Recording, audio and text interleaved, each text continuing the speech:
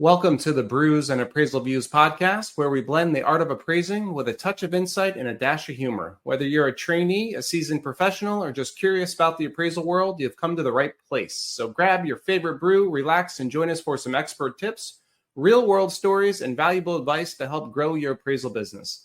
I'm your host, Dan Lindeman, certified appraiser serving South Florida for over 20 years.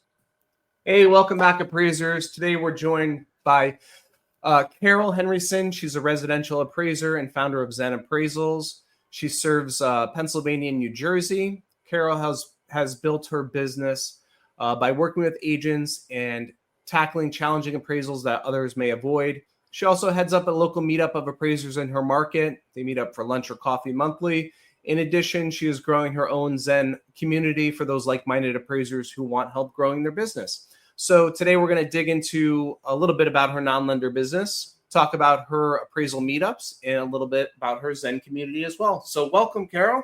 Thanks for joining. Hi, Dan. What's up? Thanks for having me. Yeah, of course. So tell us about yourself and about Zen Appraisals, and then we'll get right into it. Oh my gosh, about myself. So let's see. Do you want to know about my appraisal business, or whatever you want to talk about? Whatever comes to your mind that you want to talk about, we'll talk about. There's so much. So, I started appraising in 2004. I was a realtor first. I became a realtor in 2000 and 9/11. That was my first day in real estate school. That was crazy. Wow. So, yeah, I became a realtor because I was a bartender and I didn't want to do that forever. And I liked people and I thought that selling houses would be fun, then you could mix the drinking in there too, because realtors, it's really stressful. So drinking, realtors, got it. Have a good time. Yeah. And, but then I decided on the second day of real estate school that I was going to be an appraiser. The teacher, I don't know what it was he said, but something flipped. And I was like, I think I like that better. That sounds like more up my alley. So I have a background in I used to work at a bank forever ago, and I'm an accounting nerd. So I just thought I would like that better. And so fast forward till now, we have 3 appraisers. We have 2 assistants. What kind are they, trainees or what type of appraisers?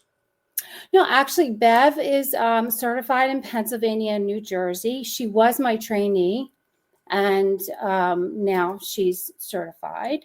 And Amanda has been certified. She was certified when I met her. I actually met her through a Facebook group, and she happened to live 15 minutes from me. Oh, and cool. So she's been certified for 15 years, and she was ready to give up appraising. In the last couple of years, it's been crazy, right? Right. So yeah. So she was doing a lot of lending stuff, and it was just dead, and she was just looking to get out of it. And she's just frustrated. Yeah, like a lot of people are. So I was like, don't you dare give up your license. We were out for coffee one day, me, Bev, and Amanda. I was like, and she was talking about not renewing this past renewal period. And I was like, don't you dare. You worked so hard to get that license. Don't do that. You come work for us. Well, and she's like, I don't want to do appraisals. I'm like, we're going to find something for you to do as an appraiser. You're too valuable to give that up. I've had so many conversations with her over the last 5 years or whatever. I knew she knew her stuff. She's just frustrated. So, yeah. So when did you start the Zen Appraisals? When did that happen? So that happened. My mentor, his name was Howard Lichtenstein. And so that was the name of the company, as many appraisers will do, right? It's horrendous. It's horrendous. No offense to him, but no, that's what people do, right? They name it after themselves. So then he wanted to retire. I stayed with him after I got certified. Then he wanted to retire. He just transferred the business to me. No money exchanged. Cool. It's great. So now I own Howard Lichtenstein Appraisals, and he works for me one day a week. This is the situation. Yeah. Right. So what was transferred? Just his phone number, his email, all that, just the website, stuff like that? Yeah. And at that point, we're 100% lender work. So so it was tough. You can't do stuff in his name anyways. No, like, so stuff was still coming over in his name. So, but it was like, it was me that was in charge of like all of the accounting and all, all the business stuff, paying the bills and all that stuff. And then the percentages switched of how much he was making and how much I was making. Right. Yeah. So, and then COVID hit and I was bored. So I asked a marketing friend, like, it might have even been before, I think it was before that. I asked a marketing friend about marketing to private work. It was definitely before COVID. But I wanted to hire him to make to help me figure out how to make brochures or stuff like that. Yeah. And he's like, well, the first thing you're going to do is change your name. Yeah. You're not Howard. And I was like, couldn't agree more. So honestly, I had known this guy long enough that he was the one who came up with the name. It was on Appraisals. He was like, people need to think of you when they hear the name of the business. It needs to be different. It can't be like everybody else. You can't just blend in with the crowd. And it needs to be like, they hear that and they think of you, or they hear you and they think of that name. And he's like, and I was like, well, what do you think of when you think of me? And he's like, I think of Zen Appraisals. And he's the one who came up with it. So I was just like, cool. Yeah. Well, thank God we don't have the yellow pages anymore. You'd be all the way in the back. I know. That's when I told Howard we were changing the name, he was like, you can't make it a Z. And I was like, yeah, nobody cares anymore. Yeah. But yeah, it's a cool name. Yeah. So you, what made you during COVID, what made you switch to focus on non-lender stuff? Because I've been seeing your videos on LinkedIn and stuff, like you're just heavily targeting like agents for that type of business. So why did you start doing that? What led to that? What led to that was the fact that Pennsylvania was the only state in the country that shut down real estate professionals during COVID. We were not allowed to go inside houses. How long did that last? 3 months. So how did you handle that? I would be so frustrated and I would just be furious. I built a website. That's how I handled that. I was just like, it's out of my hands. I have no control over it. There's no point in putting my energy into something I have no control over. But what I do have control over is, well, the government isn't going to decide when I work and how I work. So to me, it was just like obvious, like I need to do private appraisals. Like I could do consulting. I could do so many things from my desk that a lender won't let me do. So so I learned how to build a website because I had nothing else to do. So I bought courses, went down the YouTube rabbit hole, the whole shebang, learned marketing, all that stuff. So we're like 80% private appraisals today now. Yeah. So excellent. It's, yeah. And that's like, okay, so it's been 5 years since that, right? During that 5 years, my mentor died. It was horrible, right? Like found out he was sick, gone within 8 months. Wow. And I got cancer and I was going through that. Oh, wow. So like, this is what I say to people, like I had surgery, all this stuff, right? So when I hear people like, this is so hard, I don't know what to do. And I'm like, dude, if a high school graduate who didn't go to college, who had cancer and was stuck at home for 3 months, like if I can do it, why can't you do it? Like I was a bartender before this. You need I think Zen Appraisals is a perfect name. That's what you need. That's what you needed. Holy crap. That's a great name.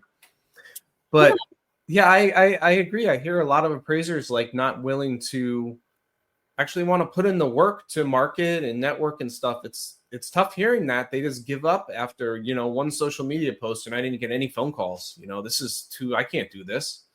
Yeah. So so obviously when you first started, you weren't getting a lot of non-lender business. How long did it take before your posts? Are you doing just social media stuff? Are you doing mailers? Are you doing email? What else are you doing? And how long did it take to gain traction? I tried mailers. Nothing came of that. Social media, Google My Business posts every single day. My phone rang for the first time 8 months later. 8 months. Every single day. Google My Business. social media posts. Because what happens is when you're first doing it, you have no idea what you're doing. Right. So you have to figure it out. So you have to make mistakes, right? And figure it out. And like, oh, I should have done this, or I should have done that. And, and then you get better at it. And now my phone rings nonstop. Like I have to turn it off. Like that's why. That's great. Yeah. So potential leads coming in. It's mostly all from Google, you think, in that presence there too? Yeah. Well, now at this point, it's Google and referrals from realtors. A lot of referrals from, like this realtor who works in this office someone told them who told them who told them. So like eventually your name gets into an office and someone calls you and they don't even remember where they heard your name from. Like, right. So that's where it comes from now, which is pretty cool. So you originally said you tackled challenging assignments. Is that how you got your name for yourself, or how does that help your business grow, as you being able to take on difficult assignments? So that goes back to like, I had a bicycle accident in 2018 and we were 100% lender work, and I couldn't work because I had no use of my right arm. I'm right-handed. Holy crap. Hold on. So you got the accident in 2018, you got the COVID shutdown, you got the cancer, you got your mentor dying. All right. We'll see what else develops. All right. Yeah, I think that's all the terrible things. But I couldn't work. And so when I finally was able to work again, because we're all lender work at that time, they all moved on. They found other appraisers. Yeah, they don't care about you. All they care about is just getting the lowest fee, or just the next appraiser who can satisfy that lender job. That's it. Right. That's all they care about. Zero loyalty. So I went into the Facebook groups and I was like, what does nobody want to do? And I will do it. I will learn how to do it. What does nobody want to do? And at that time, there's plenty of cookie cutter work, right? So people were like, they want me to do this crazy house, this and that. I'm not doing that. And so I was like, cool, that's what I'll do. And so I took a whole bunch of classes, and this is where I fully believe in like the law of attraction, and the energy that you put out there is what will come back to you. Totally agree. Fully. So if you say, this appraisal industry sucks, well, then it will suck for you. I agree. When you put that into the universe, it's going to be fulfilled eventually. Yeah, that's what you're focusing on. So I was like, I'm focusing on doing, crazy, difficult assignments. So I took all these classes. I called appraisers. You get friendly, you call people, you ask them questions. And then I was like, okay, now all I need is some crazy difficult assignment to come through. And 3 came that week. Nice. So hold on, let's back up. So you just started cold calling other appraisers? Yeah. Like, no, they were like friends of Howard's. So at that time, he was still in the business. And I was just like, who do you know? And then I went to like CE classes, and I would talk to other appraisers there. But I didn't really, my first real appraiser friend was not until COVID. Wow. Which is nuts. And that was that was 11 years later since you got licensed, right? Or years. Wow. Yeah. Yeah. Because also I was like with a mentor who I loved and was amazing, but he had the mindset of like, you can't be friends with appraisers because they're going to take your business, right? So you can't tell them what you're doing because, it's like a poverty type of a mindset where I believe like there's plenty of work for everybody. You just have to go find it. That's all. Right. So, plus I found you could say exactly what you're doing, how to do it all day long, and still nobody will listen, or nobody will actually do it and be consistent anyways. So there's no competition out there because not many people are willing to do what it takes to get that business, I guess.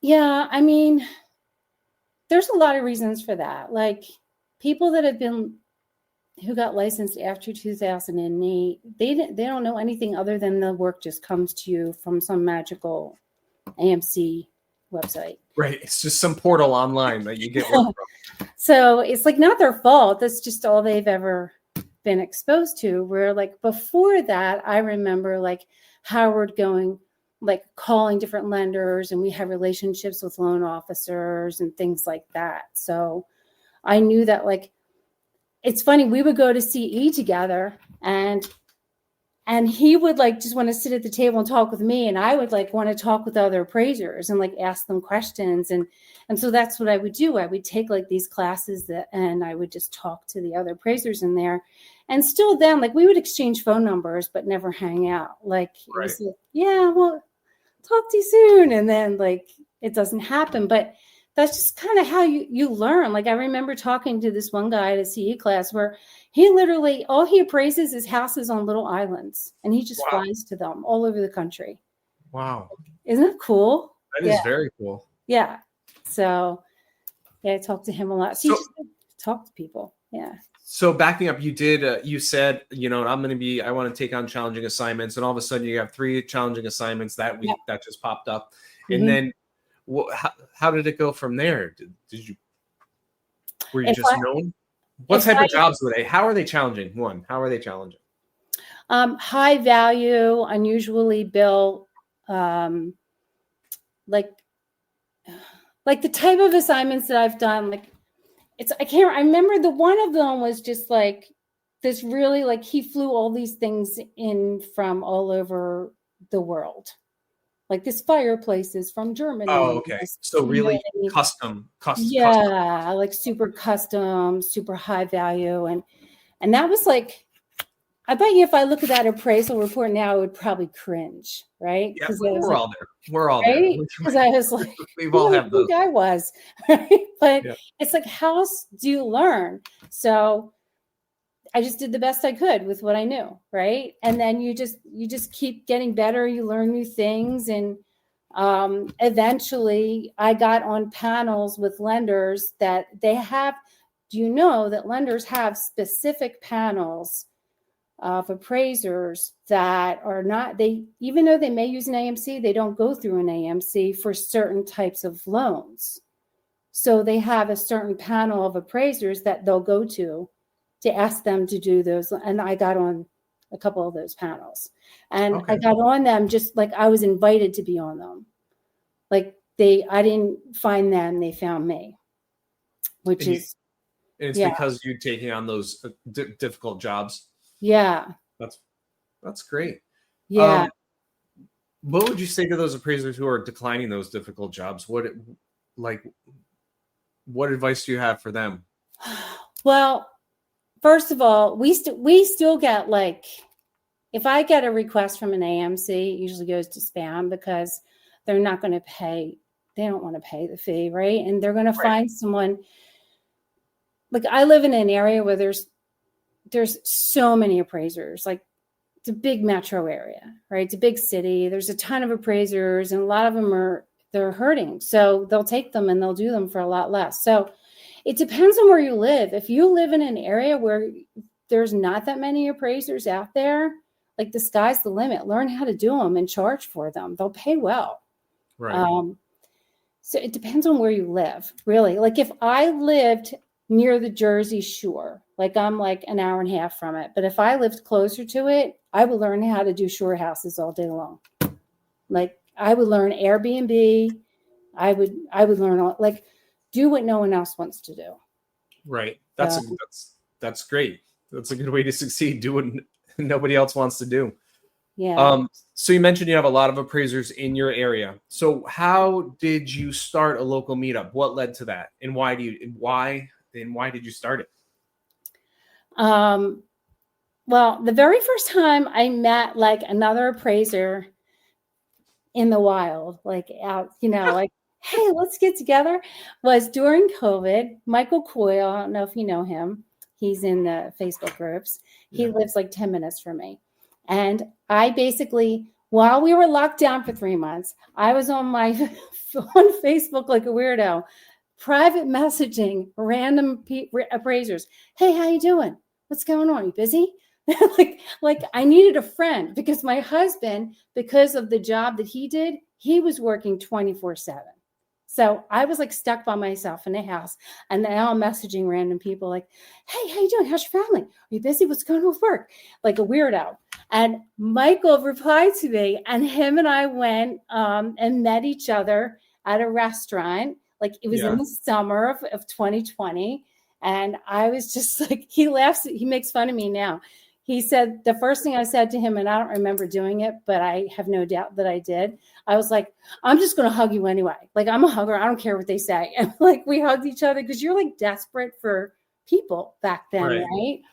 And so him and I met, and then I somehow hooked up. I don't even remember talking with Bill Powell, who's also in the Facebook groups. He lives near me. Him and I went out to lunch once. And then I was like, how about the three of us go out? So then I invited the three of us. And then Bill one time brought another guy, Paul McManus. So then the four of us are going out to lunch. And then I was like, wouldn't it be cool if we could get like more people? So by that time, I had become friends with other people and had their contact information. And I was like, it's going to be like herding cats trying to get all these people to meet for lunch. Yeah. Right. So I was like, how about we just meet at this place at this time for coffee? Show up if you can. And that's how it started. And we have an ASA teacher who shows up whenever he can. So we have great conversations when he's there. And like what's the topic when you guys are there? Are you just talking shop or just whatever comes up? Whatever comes up. There's no structure. It's like sometimes, we're talking about like the new forms or then another day we could be talking about how, one of our teenagers did something crazy. And what did you do when your teenager did that? It's whatever comes up. Bev came to one and she was talking about how she's like mobile. She uses the iPad to inspect. Yeah. And a couple of the guys were like, show me how. So she was like showing them on her iPad, like, this is what I do. And next thing you know, someone's meeting her at a house last week and she's showing them how to measure a house. And people would say we're competitors, but we're not. We're just helping each other out. Like we all have plenty of work. Right. So, yeah. So, and you continue this? Is it once a month? What are you doing now? Well, the first time we met was last November, and I was like, do you guys want to do this again? And they're like, yeah. So we skipped like December, right? Holidays. Yeah. Then I sent out an email in January, and we have been meeting every month since then. And it's always different people that show up. So. And what's the turnout usually? Somewhere between, we usually get around 8 people, sometimes 6. The one time there was only 2 of us, and that was fine. We had a great conversation. Right. So I figured worst case scenario, I'm sitting there by myself and I'm catching up on emails on my phone, and then I go, right. So a lot of value. So you think everybody's getting a lot of value just from the local meetups and learning something new, at least getting one takeaway from a meeting up once a month? Getting one takeaway, getting referrals. Oh, so you guys are passing referrals back and forth? Yeah. Excellent. Are there a lot of cert generals in your area that come or? See, that's the crazy thing. Like I have like in my little pocket neighborhood, we might have 50 houses. There's 3 residential appraisers right in my pocket. Like there's so many residential appraisers. If you wanted to find a commercial appraiser in our area, you would be lucky if you can get them to come to your house within 3 months. Like they're in the Philadelphia area. It's crazy. So we don't have any generals that come. Okay. Mm-mm. Yeah. And I know since then you've created a Zen community for appraisers. Why don't you talk a little bit about that and what's going on with that and how that compares to the meetups? I know this one's on Zoom. You do for around the country, but how do those compare and why'd you start that community? What led to that one? Oh, so that one, they both started around the same time, but they're not connected in any way. So like the coffee meetups is just like show up if you want. It costs you a cup of coffee. You just go up and order your coffee, right? Yeah. The Zen community is a paid group. The reason I started that is because I regularly have people messaging me on social media asking me questions. And I'm happy to call and talk and help them, but I found I was spending more and more time like doing that, and I just don't have enough time to do everything. So I was like, I'm going to create a community where like this conversation that we're having right now could benefit more people, so I started the community. There's a course in there, how I built my business in 10 steps. And there's emails in there, like here, copy and paste these emails. These are the emails that you want to send to realtors. And then we meet for Zoom every week. And whoever shows up, shows up. Thank you for showing up. Oh, you're welcome. It was great. Yeah. And we just talk about whatever's on our mind, whatever's struggles we're having. And there's always something. And it's just 1 hour, right? Once a week is 1 hour. Once a week, 1 hour. And I'm really strict with it. Like, good. I'm like, watching the clock, guys. What else do you got? Because it's really easy to get caught up in a conversation and go over that hour. But then think about it. Like if you know that you're going to like this meetup thing every week and that thing is turning into 2 hours or whatever, that's a lot. So 1 hour is doable for most people, Yeah. And how do you compare the Zoom meeting up versus in-person meeting up? Is it the same takeaway? Is it? It's different because like we have, I guess when you're meeting up locally, you have different challenges, right? Like according to your market. Right. So we'll talk about those things, like whatever's specific to your market.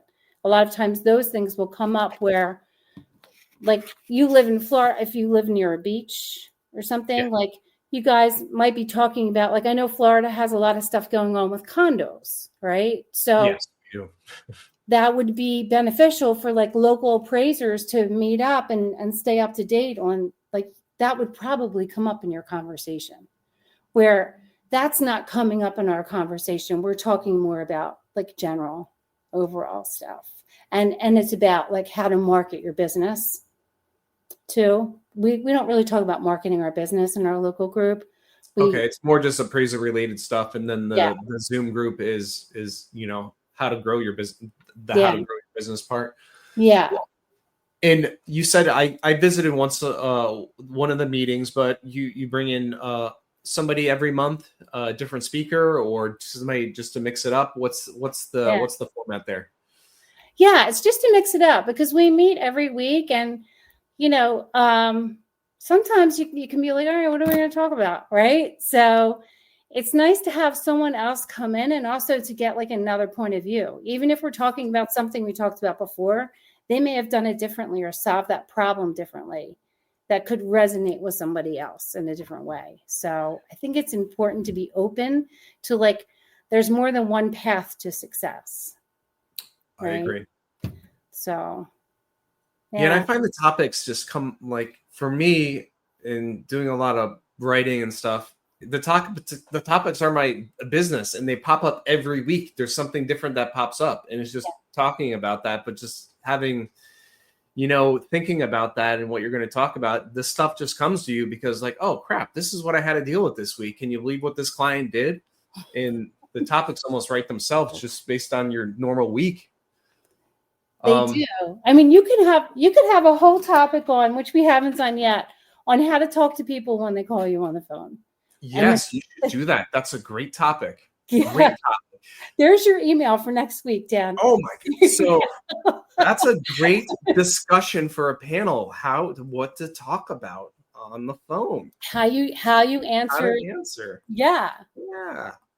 Yeah. I like that. That's a really good one because a lot of people are probably somebody calling from Google and they say, hey, how much do you charge for this house? The appraiser pulls up the house. Oh yeah, that'll be $500.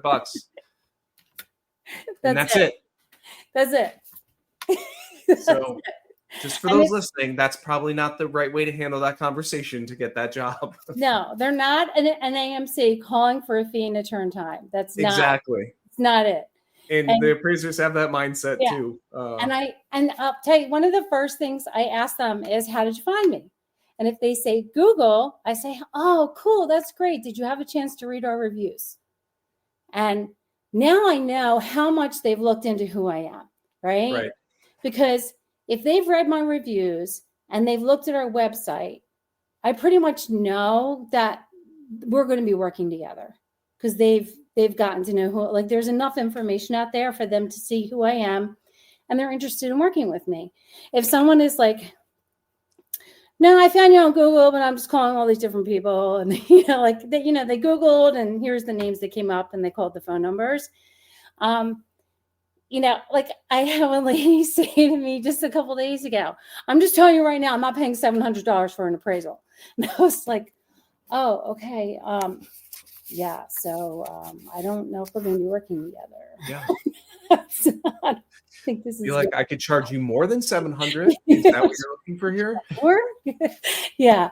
But it's like when someone is like very focused on like that kind of stuff, it's, we're working with people. They just want the cheapest and they don't care about, they just want the cheapest, crappiest quality or whatever. And well, they just want the cheapest thing and they don't realize and they're not aware that not all appraisals are the same. Like, would you call a car dealership and say, like, I want to buy a car. How much is a car? Like, right. No, because you know that there's all different kinds of cars, right? But a lot of people don't know that there's all different kinds of appraisers. So, yeah. Do you track your calls and how many you convert? And do you have any type of metrics you keep? I should. I don't. That's a good idea to see how well you convert people, because you may think you're doing awesome, but you're only converting 10% of the people. So jumping back to the meetups, what advice do you have for people in different markets who want to start the same thing, start a meetup in their area? What's what advice do you have for them? I would say, well, if they're on social media, they're probably in a local Facebook group, most likely. Right. Right. So what I would do is find one friend to meet for coffee. And just say, hey, you want to meet me for coffee? And do you mind if I invite other people? Sure. So you have that one person that's going to show up. Yeah. And then you just put it out there. Hey, so-and-so and I are meeting up at this place in this time. We're just grabbing a cup of coffee. We'll be there an hour or so if you want to meet up. If you can fit it in, here's where we'll be. Here's the address. You don't have to let me know if you're going to be there or not. Just show up. Yeah. And worst case scenario, it's just the two of you. And then you post a picture. Oh, that's interesting. Okay. And you say, here's what we talked about. Here's what we learned. And then people reach out. They'll private message you, or they even say things right on social media. Hey, I'd love to meet with you. Sure, you can meet with us. And then they get invited, and then they come. That's great. Yeah. So it eliminates the fear if you just invite one person. Mm-hmm. So you have nothing to be fearful of, that you're going to be sitting there alone waiting. Yeah. Yeah, I think it's a really positive thing for appraisers to get together, because I know a lot of us who don't belong to associations, or even if you do, you don't have that many meetups unless you're going to CE or their monthly meeting or something. Like, It's good to talk outside of an association and just with people who are doing the same work you're doing, see how they're doing it differently, because it'll help you, maybe make you more efficient, or maybe teach you something new. So I love the idea, and I'm totally for whether it's Zoom meetings or in person, whatever the case may be. I don't think anything bad's going to happen when appraisers are connecting with each other. Oh, it's only positives. It's all good as long as you have people in there that have the same mindset as you. They're there for the same reason that you're there, and usually that's who's showing up. You're not going to have somebody showing up who's like Mr. Negative. That's not going to be there. Exactly. Yeah. Not that type of person. That's tough with that negative mindset, especially where the profession is now. It's not going to get you far. It's not going to get you far. So speaking of that, what do you see the future look like? I know we have this new UAD coming out with lender-based work. What do you think the profession is going to look like? Oh gosh. So my crystal ball says, I think that, Well, I did run the numbers for Pennsylvania, and I was thinking maybe I did something wrong, but maybe I didn't. The end of June is when we renewed our licenses. Okay. So I looked at the active number of certified appraisers in Pennsylvania a week before license renewal date, and it was 3,300. Then I looked at it in July, and it was 2,300. Mm-hmm. So I'm like, did I do the search wrong last month, or did that many people not renew yet? And maybe they're renewing That would be late. like 30%, right? So I haven't looked at it since, but that was pretty wild. So I think that a lot of appraisers who are doing lender work are probably going to retire unless they're willing to learn how to do 3.6 and go mobile. How Then there's more. you said 20% of your work is lending based. So what are you doing to learn 3.6? Have you already taken classes? You already seen the form? Anything? I've seen the form. I've looked at a few videos. I have no intention of learning it until I have to. Because I'm in the it changed. Like they've been changing their mind for 5 years. Why would it? Yeah. So we'll see how long it takes for them to implement it. But it seems like none of the software providers seem to be ready for it yet. Mm-hmm. I can't believe they're already soft launching a lot of the stuff. Yeah. So we'll see where that goes. Yeah. I mean, I don't mind learning something new. I love learning new things. I'm bored if I'm not learning. But I'm not learning something that I can't use. And I can't use that yet. So right. Yeah, until it's more streamlined, until more mainstream, then I think that's when I'll start to learn too. Yeah.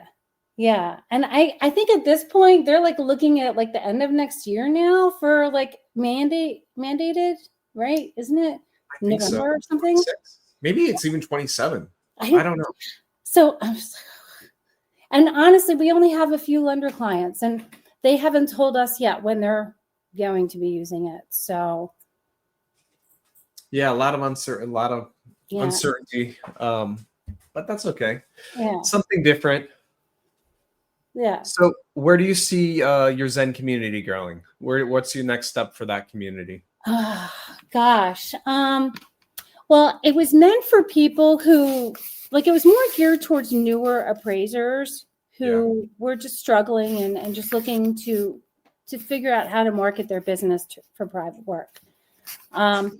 We ended up getting some really seasoned, awesome, appraisers in there that have been in there forever. So it's, which is great because we have a great mix of people in there. But I do want to be able to bring something to the table for the people who've been there for a while. I want it to be like everybody's learning, not just like, oh, they're popping in and giving us some advice. So I'd like for them to benefit too. So that's why I created the emails if they wanted to use them. I'm also creating a couple other things. I'm trying to create things. I'm treating it the same way I do my appraisal business. There are other places that you can go to learn how to build a private business, right? There are other coaches, there are other sources. Yeah. So I look at and they're awesome. What do they not have? So I'm looking for what they don't have, and then I'm going to fill in the gaps. So where that leads me, every appraiser is different too. So they jive with a certain type of person or platform, whatever. So there's plenty of appraisers out there that need help. So yeah. Oh my gosh, this is great, and we're not even drinking, and it's well. I purposely I brought a beer glass filled with water, but I brought a coffee cup because I'm sick and was drinking coffee. But I haven't drank in a minute. So what else is going on with your business? What's any challenges this week? Oh gosh, what are we working on now? We're working on one now where we're working on all challenging ones. The one we're working on right now is it's an older house located in a really niche area, high money. hard to get into it. People with old money, and they rent the house out. And so they want to know, like, okay, what's it worth as it is? What's it worth if we were to just put some updates? What's it worth if we were to completely renovate it? How much could we rent it for these 3 different scenarios? And what impact will these improvements have over a certain amount of time? And I was like, holy crap. Yes. So is this consulting, just like, or are you giving written reports? Well, our reports are all narrative. We rarely do anything with a grid unless we're doing like a tax appeal, because that's what assessment people like. They like grids. But other than that, we do narrative. Oh, so excellent. We can put that all in one report. And, And it's like we're writing a book. You built your own narrative template? Yeah. Like we kind of take different pieces. So we have total. And so we use a restricted report, but then we add on a lot of, like, I wrote our own certifications.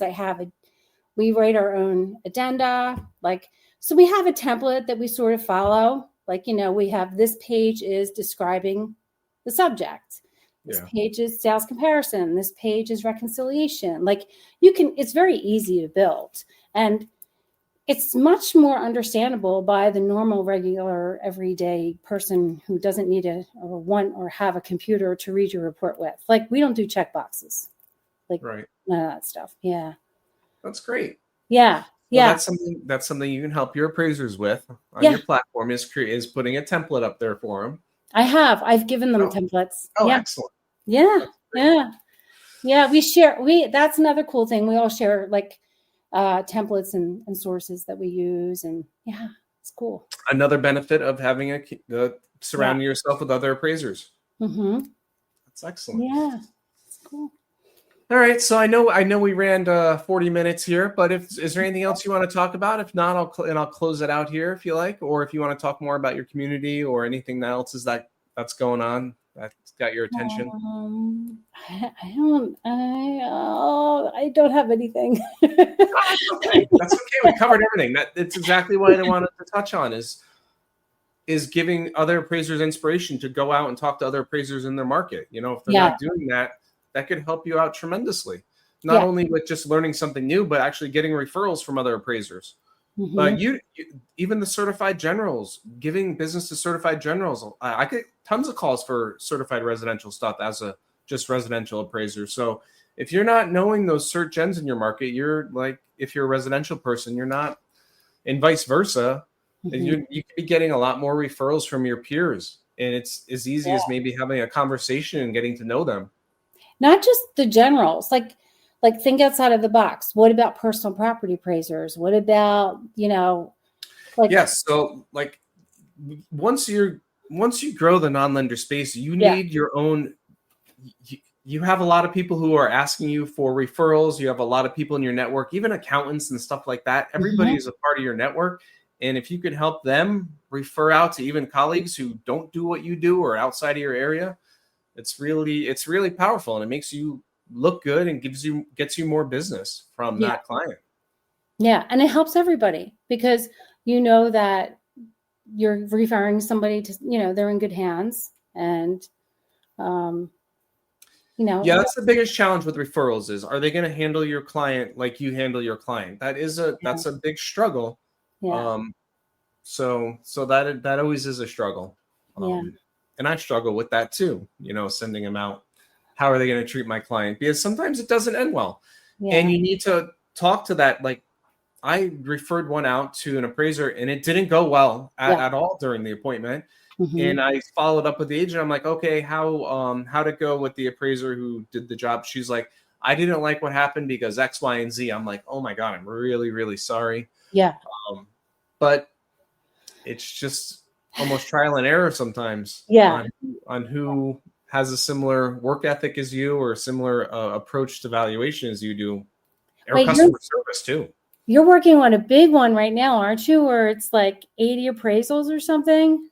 Oh yeah, if I get that bid, it's a lot. And you're referring that stuff. Yeah, just referring most of it out. A lot of it's in my market in different counties. But referring it out. But that office, I've worked with that office for many years, and I've been doing the reports. So they asked me for a bid, and hopefully I get it because it's a big project. Yeah. Yeah. It's exciting. I love that kind of stuff. It makes you sweat and excited all at the same time. Yep. And it may never come to fruition, but whatever. It's an opportunity that presented itself, and I took it and tried to help the client out. And it is what it is. If it happens, it happens. If not, I'll be okay. Do you do unusual stuff, or is I don't know how much unusual stuff? Yeah. So there's a lot of PUDs in our area, planned unit development. So a lot of appraisers, like I'm doing, like I did 2 now in the same planned unit development, which is maybe like 2 square miles, and there's only like 10 models of homes. Yeah. So some of those are easier. One was a cash purchase. The other one was for a divorce. It doesn't matter. They still need appraisals. But I do I do some weird stuff, like some really high-end stuff on waterways and, some properties that are combined together sometimes. But those are few and far between for the most part. Okay. But a lot of the most complex stuff I do is going back in time. Like I'm doing one now for an estate that's, I think 24 years, 2001. Yeah, they need it like 01 or 02, something like 2001 or 2002. So I do a lot of those too, which is kind of complex, going back in time and figuring out what the house looked like back then, what evidence that people can send you. I always ask for like photographs of like family photos if they have the kitchen in the background or something like that, just so you can kind of justify your condition rating, what it looked like back then. Yeah. So that's the most complex stuff I do, I think, is the retrospective stuff. Yeah. Yeah. That can be tricky. Yeah. But in our market, it's like, there's some custom homes, like the high end stuff, but there isn't those like berm homes or they're not really prevalent in my market. Okay. So yeah. But there are some challenging ones that come across my desk. But for the most part, it's not too different. It's basics. It's basic stuff. Yeah. Yeah. I did. I gave Bev a heart attack. That like one of the first properties I took her to was like a 14,000 square foot house, and it was built in 1776 and had this barn and a pool, and it was awesome. And she was like, she was having a heart attack because the person who she was with before me was like a VA. So, when you're with the VA, you're not really seeing this unusual stuff. Sure, right. So she's what? And so now she walks through those properties with confidence. She's just like, yeah. You just need to put yourself out there and take that next assignment, which may be challenging, and you can just figure it out. You know all the approaches to it. Just figure it out, and you're the expert. And it's whatever you think. This is the reason why you approached it this way. Just explain that. That's it. But you're the expert. And so if appraisers are fearful to take on challenging stuff, I wouldn't. Just educate yourself. If you don't know what you're doing, educate yourself. But even if you know what you're doing, just take it on and see where it goes. Figure it out. Ask for help. I have no problem calling another appraiser, asking their opinion.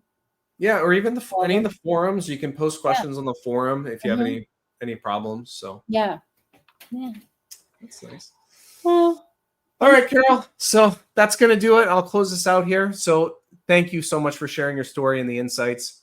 Oh my gosh, thanks for having me. This is fun. Yeah, and I really like the community you're building, and it's very important for appraisers to develop their own communities if you're not, or join any of the communities out there, join any of the coaching programs, whatever. Just do something to help grow your business, because lending work may be tough in the future.